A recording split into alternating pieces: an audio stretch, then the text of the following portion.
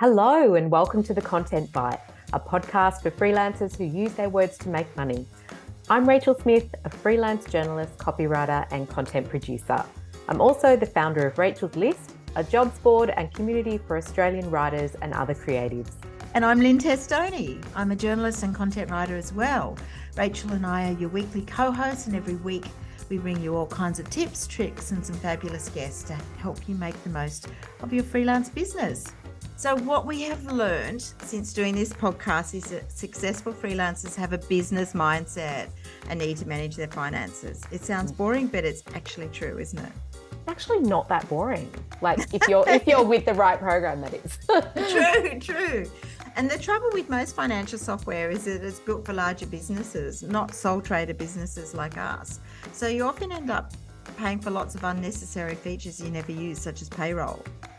But our sponsor Rounded has software designed for freelancers, and it's super easy. So easy and actually not boring. It actually becomes quite fun to reconcile. The gamification, as you say. Yeah, for sure. So good. Well, Rounded is really an all-in-one tool, and as part of the sponsorship, we've organised a saving of another 20% on any annual subscription. If you're a gold member of Rachel's List, that can really save you a chunk of change every year. Absolutely. So good.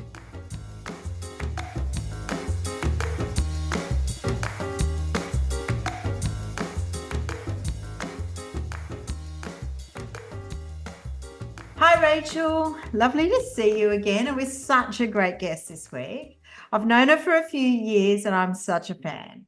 She was originally an interior stylist and she's now writing for many of the major magazines, as she also has a beautiful coffee table book. She's very inspiring. Oh my gosh, this is the dream job for many people, isn't it? Yeah, for sure. I mean, we all kind of like try and style our houses and, you and I do, don't we? Yeah, definitely. But yes, to actually do it for a job, how amazing. Why don't you introduce her and then we can get her in the hot seat? I'd love to.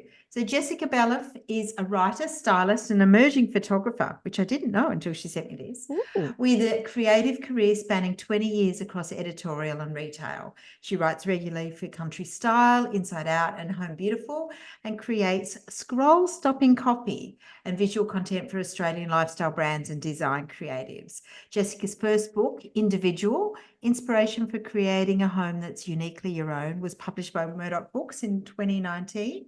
It's in its second print run and is stocked in bookstores worldwide. Welcome, Jess. Thank you for having me. I'm so excited. Great to have you. It's lovely. Because I think we were talking off air, and I think I first remember you when you were stylist with Temple and Webster. Is that where you started? Yes. Well, my creative career, I started as a visual merchandiser, which a lot of stylists actually do. It's a common crossover. And I was working in fashion and homewares. But prior to that, I actually studied marketing and psychology at uni. Yep. That was my double major. And I worked in advertising for a minute and then just sort of went, this isn't for me. I need to be more hands-on. But I loved consumer behavior. I love that side of psychology. So I jumped into visual merchandising. After a few years, I started teaching visual merchandising and styling at the White House Institute of Design. And that's where I met the creative director of Temple and Webster, which was newly launched at that point. So I think I was employee number 6 or something. Yeah. And so I became the founding head of styling there, and we set up the in-house photo studio. And we created visual content for all the marketing touch points, from newsletters to the website to print ads on the back of buses, etc. And I actually became a bit of a spokesperson for the brand, representing the brand in the media as an expert in home styling. And so, it was a very exciting time. Like, it was a startup business. And so, and they really valued beauty and inspiration. And so, we were making online video content. We actually teamed up quite a bit with design schools. Like, that was my background and the creative director's background. So we kept those links quite close and developed those relationships. So I stayed with Temple and Webster for 8 years. And yes, that's when we would have met met Lynne, for sure. But I went part-time in the 6th year, and that's when I started to sort of develop my freelance work in writing and photographic styling. Wow. I would love to know, what does a visual merchandiser do? Is that like you're making the shop look pretty and sort of creating a flow so people go around and spend $200 every time they walk in? Yes, spot on. Creating buying environments. Buying environments, right. Okay. Yeah. So, and it's not just about the pretty side of things, but obviously that's what I love doing. Like, I think I have a little bit of an OCD tendency where I just like to organize things visually. Yeah. Yes. And so, and during uni and in school, like when I worked in retail stores, just in sales, and the visual merchandisers would come in and completely rehash the shop and just shake it upside down. And then at the end of the day, you'd feel like you were walking into this entirely new space. And that element of adjusting elements that then all of a sudden completely change the atmosphere and mood of a space, that fascinated me. That's so fascinating to me too. Yeah, but it very much, like, it's a commercial endeavor, right? So, and this is, I guess, the interesting aspect of my background, in that I sort of do cross the line between that very commercial sales thing and then as well creating like pure inspiration, which, I love both, but my background is in marketing and sales sort of thing. Yeah. So it's an interesting world to sort of create within. Are you driving your partner crazy because they come home and the room looks totally different? The furniture is everywhere. I think my mum was a frustrated, visual merchandiser, because she would just change everything around. Dad would go away somewhere. She would paint the entire house. He would come back and the house would be green, completely like olive green, because she was an art teacher. So I always wonder, like, are you there tweaking everything and changing this texture and that? Yeah, for sure. And I was that kid that, at 8 years old or whatever, I was pushing furniture across my bedroom just to change it up. Yeah. Yeah, no, definitely. It's in me, like, probably less now, probably calm down a little bit more. Well, you could do it all day for your job, I guess. Yeah, exactly. So yeah, I really enjoy it. Cool. So talk to us about, you added writing in kind of towards the end of when you were at Temple and Webster. So what was the thought process behind that? Did you always love writing, or was it just sort of an organic thing that happened? It was an organic thing that happened. So I guess as part of my spokesperson role, I became a point of contact for media where, and Lynne, maybe even this is how we met, where, someone wrote an article on vignette styling, or how to pick a couch, or whatever it may be. They would contact our PR people and say, we need a representative to give us hints and tips on this, or latest trends, or whatever it may be. And so through that, I'd contribute written content for those sorts of opportunities. But then as well, we had a fantastic blog running the journal at T&W, and I would contribute pieces to that, and also, develop concepts and ideas as well. And that journal had cachet. Like, we had Karen McCartney leading the editorial team at one point. Yeah. And even the fact that, we called it editorial, for a brand, it was quite refreshing and lovely to work for Temple and Webster, because they did place value on that, even though at the core it was about selling product. Like, this importance on editorial was really highlighted. But yeah, through that I found a love of writing. I've always loved reading and writing, and I guess I never found anything that I wanted to write about until I was putting into words things that I had been doing for a decade at that point, however long it was. And it also, it harked back to my teaching days as well. So, that idea of guiding people and inspiring people, to be able to put that into words, all of a sudden there was a little spark in me going, oh, this is something I can do as well. This is fun. This is cool. And I guess at the time, and he's still there, the creative director is a fantastic writer. The creative director of Temple and Webster, is a fantastic writer. He guided me a lot, as did, the fantastic people that I worked with, like Karen McCartney and Victoria Baker, and all of these people are still working in that realm. So it was a time of a lot of learning for me. And I mean, I left Temple & Webster at the end of 2019. Before I left, I had a few home stories published in Inside Out. And then in 2017 was when I actually started working on my book, which then came out in 2019. So I left T&W after the book came out. So, and then a couple of months later, the pandemic hit.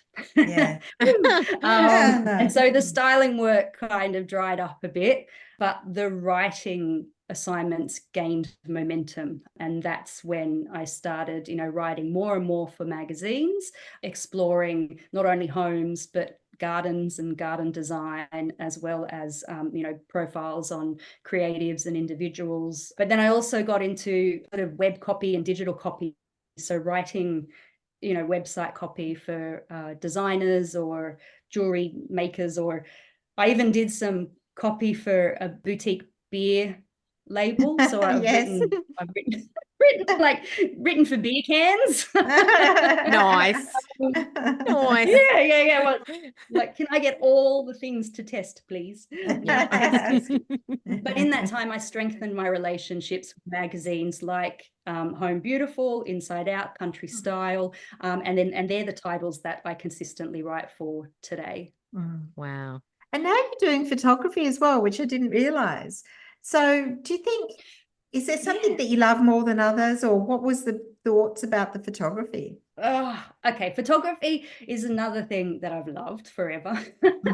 And in choosing styling, I've always been in love with imagery and magazines in particular, but imagery. And in my mind, styling was a way to be involved in image making. Yeah. And it's only in the past year, 2 years, where something inside of me has clicked and I've gone, well, hold on, I can do the styling, but why can't I be the person that actually presses the button as well? Right? And I've worked with amazing photographers over the years, some of the best in Australia, and I've picked up a lot. I know I've got a long way to go, but it kind of does open up opportunities for me as well, which all, the three sort of areas, writing, styling, and photography, they are beautifully interlinked, Especially for things like your book and things, or if you wanted to travel. Yeah, exactly. And that's something within photography, like I am so obsessed and I'm so open to experiment with not just interiors, but fashion, lifestyle, travel. In particular, I'm sort of working on a niche, creating imagery for Airbnbs. A lot of Airbnbs need content. Everyone is getting bookings through Instagram these days, so they need their content updated and fresh and beautiful. And so in creating content for Airbnbs and hosted homes, and I can be doing the styling and the photography, and it's a nice little getaway for me as well. Yes. So lovely. It does mean that in my relationships that I have developed with magazines and other publishing titles, that I can deliver complete packages of words and pictures. And so I am just sort of hunting down the stories, and at this point, I maybe, at this early stage, I maybe have a story with photos and words being printed in a issue towards the end of the year for a big Aussie title. So that's exciting.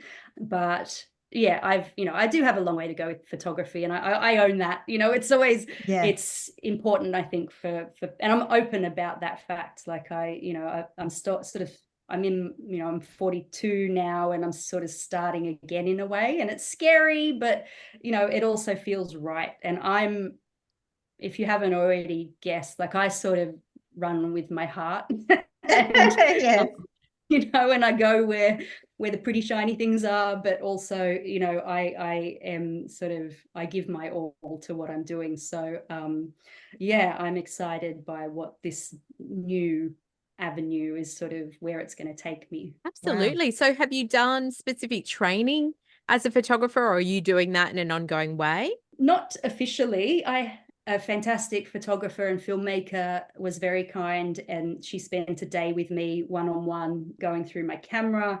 I YouTube everything, and I've done some online courses, but it really is trial and error. And also, I guess, just recognizing the ground base of knowledge that I actually already do have. Yeah. From working side by side with photographers for 10 years or however long it's been. Yeah. So yeah. And I use my Instagram and my website to sort of document my process, and here's the good, the bad, and the ugly. Blah. Yeah. Amazing.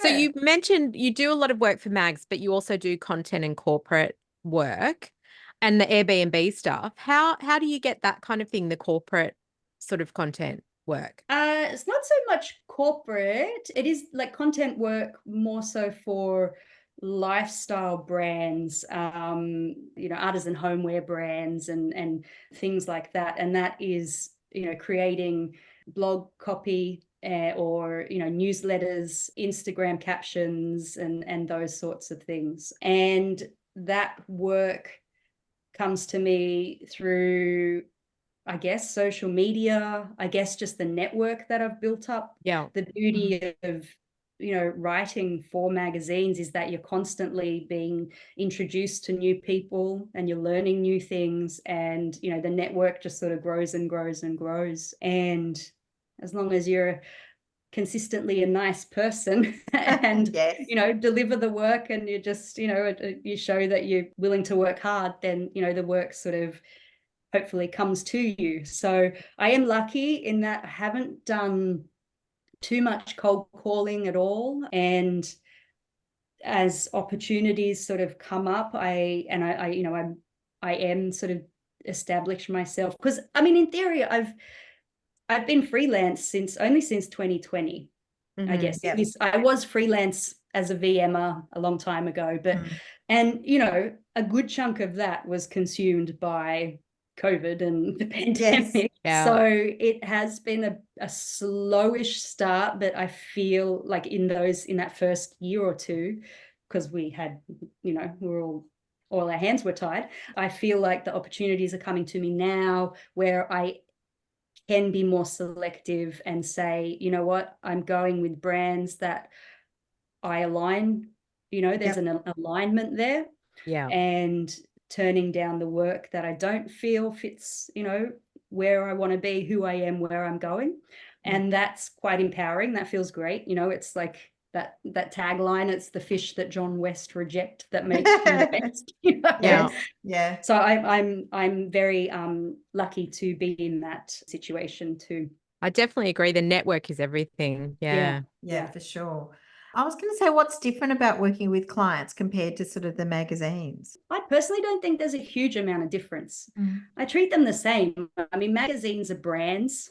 In theory, they're a brand and they have a target audience and they have a certain tone. So I don't see them as different. I'm not sure. Is that something that I don't know.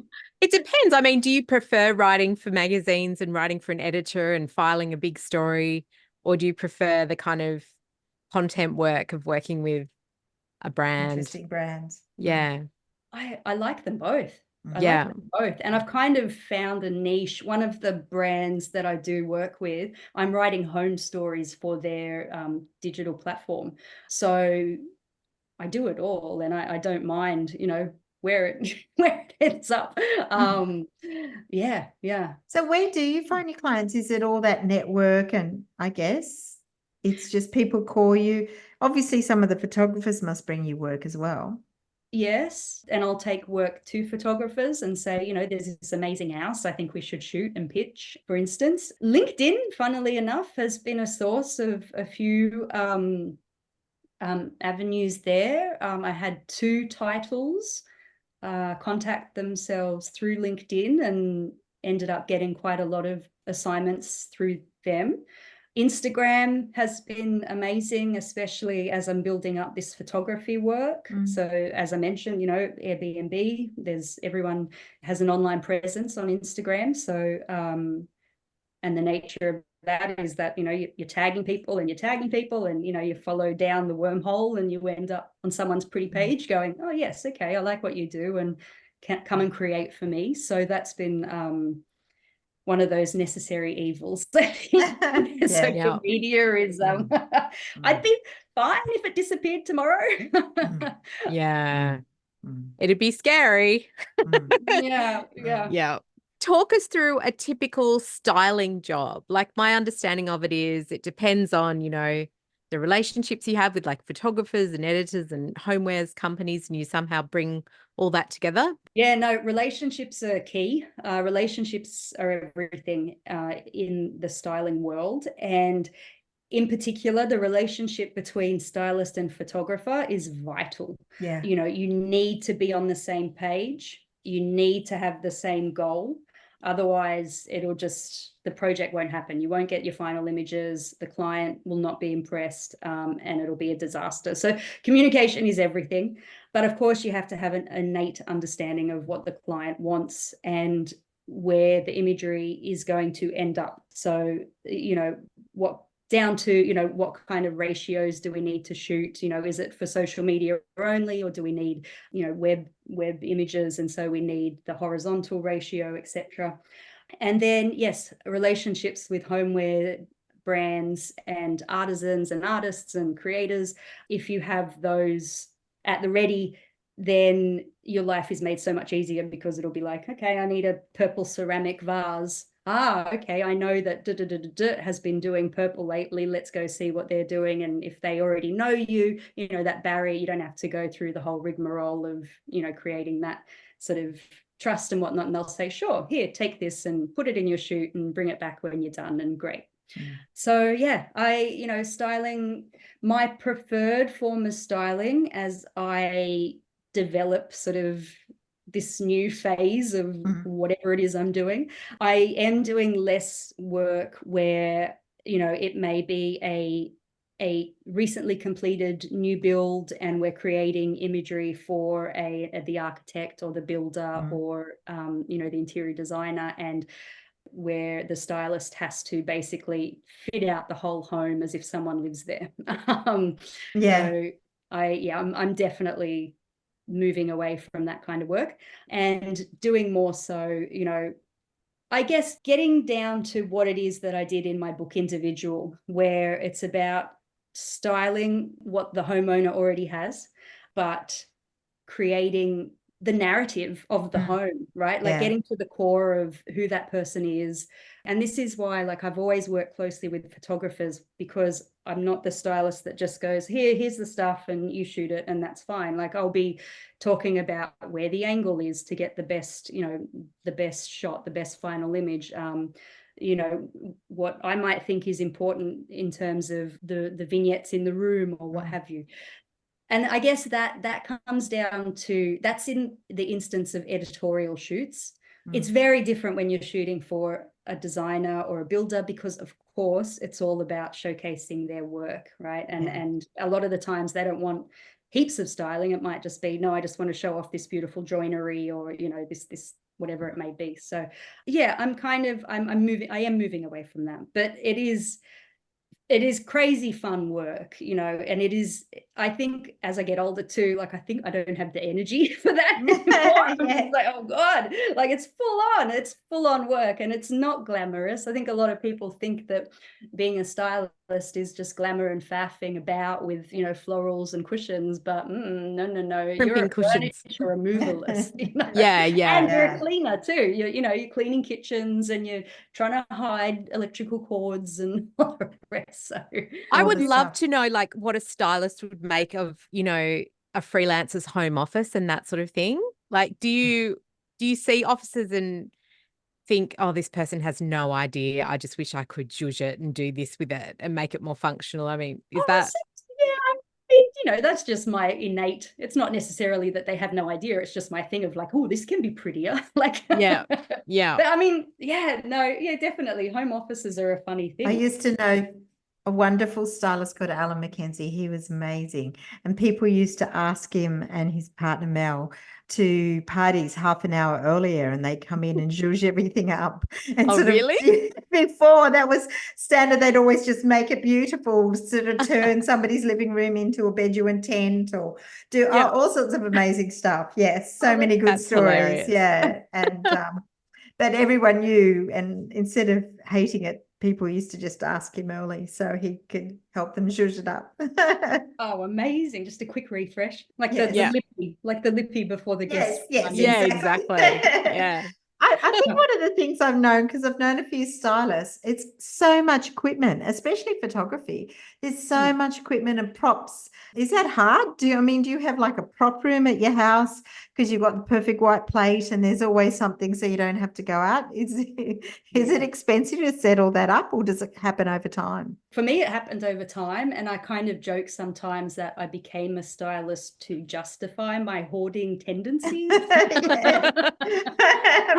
How many different like mismatched ceramic plates do you own? I know this is not a visual medium, but Oh my I'm showing, I'm scanning across to my prop shelves. Oh wow. Oh wow. And then there's another 3 times that downstairs in the garage. So I've collected a lot over the years, and it does get expensive. It can get expensive. My preferred sort of style and way of working is incorporating a lot of vintage and, found sort of things. So, oh yeah, you have a few wonderful vintage finds on your Instagram. I love them. Yes. Oh, thank you. But yes, so that's, that justifies my spending hours in vintage shops because I'm working and sourcing. Yeah, no, the photography equipment, definitely, that's something I'm building on this year. So that's a whole other beast. I have a very basic sort of setup right now, but the cost of subscriptions to software and data storage, it is quite a big investment. So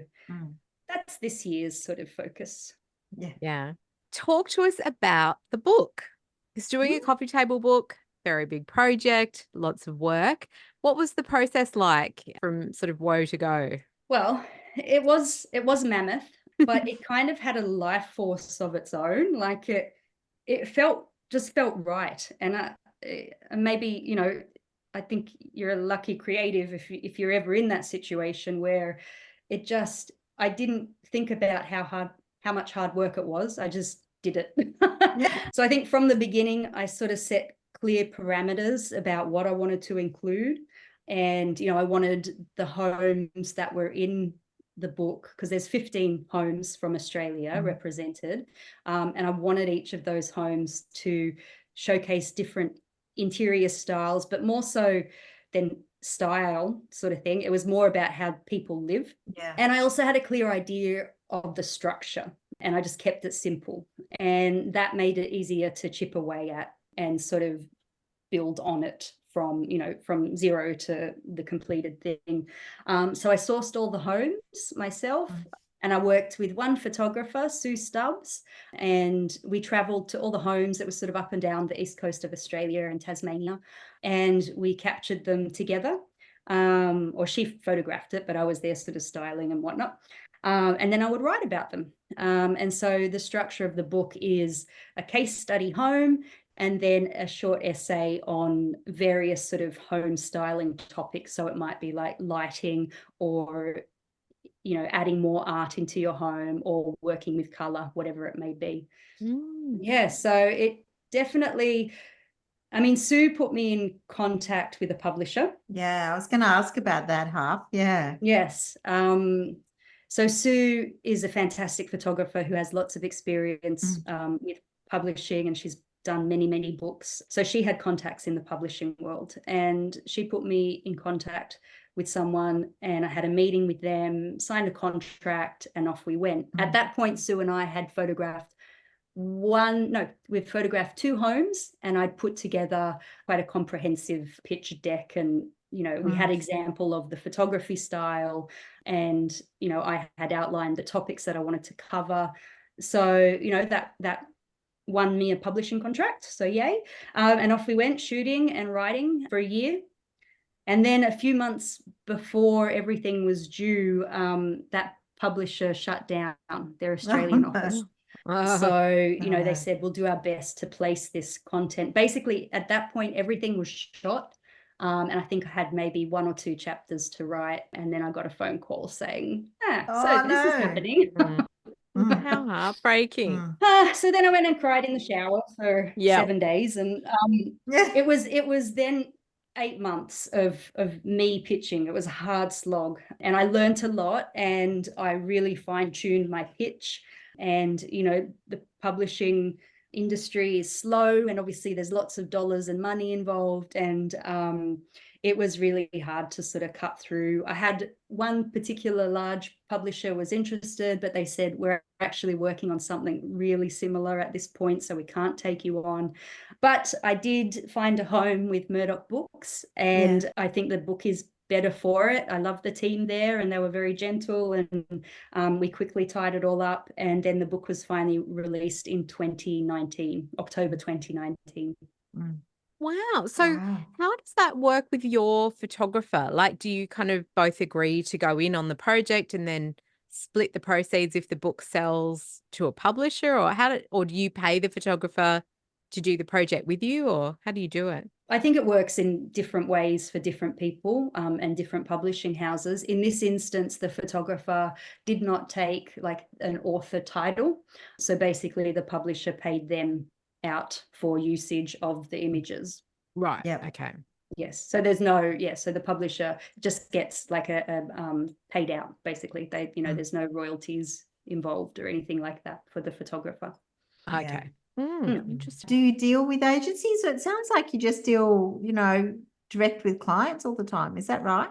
That's right. Yeah. I haven't had a lot of experience with agencies at all. I was getting a lot of work through, I don't know, this isn't an agency, but through a design business. And that's where a lot of the, beer can copy kind of work came from. Yeah. But no, I haven't had to. It's always been direct with clients or editors or editorial teams. All right. So are you pitching a lot to editors, or are they coming to you with ideas?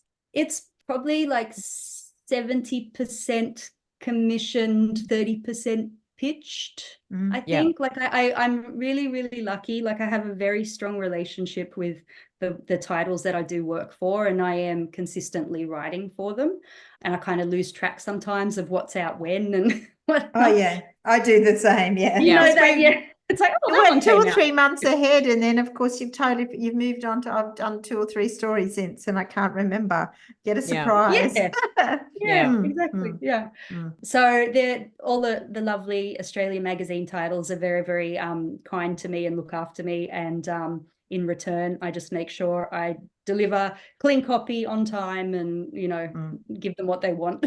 And then otherwise it is pitching stories, but more so, as I sort of hinted at before, like going out with a photographer and photographing a home sort of on spec or garden on spec, and then pitching it to a magazine. So there's a risk that it won't get picked up, and then our day of shooting it kind of has cost us. But most of the time, gets picked up. 80% of the time the stories get picked up. So I'm sort of finally tuned into what the magazines that I work for, I'm tuned into what they need and want and are looking for. Wow. Obviously, we talked a little bit about upskilling, and so you're working on photography this year. So what are there things that are on your must-learn list this year? No, it's basically the photography stuff, to be honest. And there's a lot involved in that, especially, I'm not a tech gear person. And this is maybe why I have hesitated with photography over the years. So when it comes to things like digital file storage and all the rest, I'm just like blah. So I'm really going to have to focus on that side of things if I want to be operating at the level that I want to be operating at. So like I'm always trying to improve my writing, probably right down to the granular level of I edit as I write, which is probably not a good idea. And I love cleaning up copy and just sort of making it, tight and sharp. And so, reading more, I think just reading more widely and reading, I guess, more intellectual things and things that, you know, stretch my brain a little bit more is probably the way to go about, you know, just keeping on top of my written expression. So tell us some of your favorite tech tips or digital tools, or your favorite camera, anything that you would be lost without. Google Docs is like number one, everything. I do everything on Google Docs for writing, and I have the app as well. So it's good if I sort of, you know, get stuck somewhere without my laptop and I can jump into, you know, the most recent document and start writing away. Grammarly, I use Grammarly a bit. The app Scannable, which is for receipts. So that's quite handy, and it just sort of turns them into a little JPEG, and then I can airdrop them to my laptop and attach them to invoices or whatever I need to do. Xero, but then I have a bookkeeper and an accountant to help me with that. And in terms of camera gear, I'm working with a Canon, but as I said before, I'm not a gearhead. I just don't know.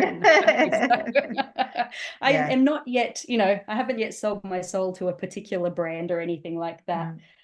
I use Lightroom as a editing and processing for imagery. You know, I use Lightroom for that.